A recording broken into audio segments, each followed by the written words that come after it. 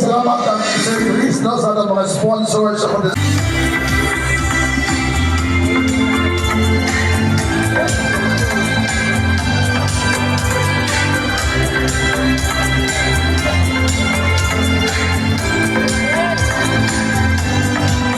same plaque is given to Mr. Adonis Villanueva.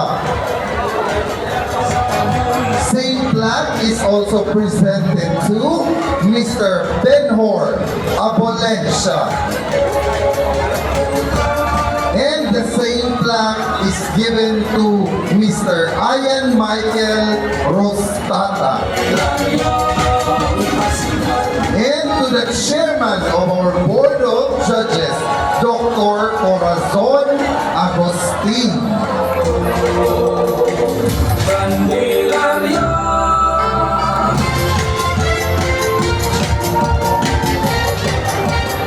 Okay, this time let's do the photo op with our judges for the 7th Cantago Festival.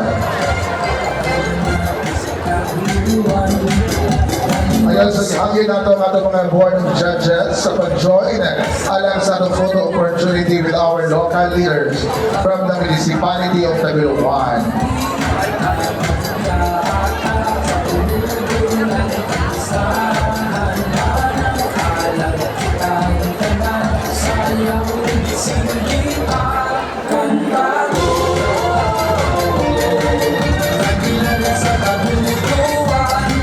Okay, this time let's do the photo op. Eyes on the camera. In 3, 2, 1, and smile. Let's do the Nadia sign. In 3, 2, 1, and smile. Bobby side. In 3, 2, 1, and smile. Maraming salamat po sa ating mga jurado. Sir Harold K. Bulante. Another certificate of appreciation with the same citation to Jefferson M. Reed.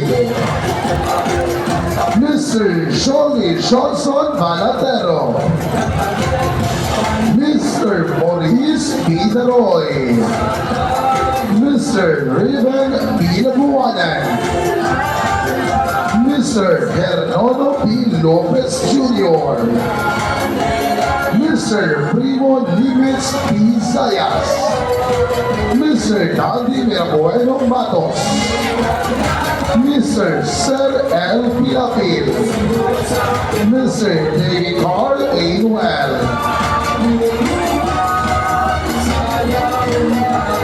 Requesting all our choreographers sa pagkala sa lubangan for the photo opportunity with our local leaders. And partner, we also would like to thank Kaki Enterprises for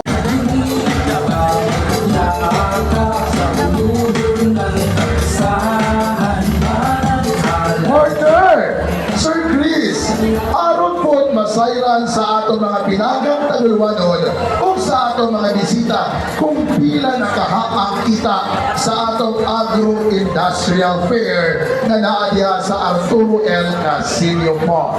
as of today, Agro Fair, mga displays has already amounted to 271,218 pesos. Again, 271,218 pesos. Wow, grabe nga kita sa itong agro-industrial fair.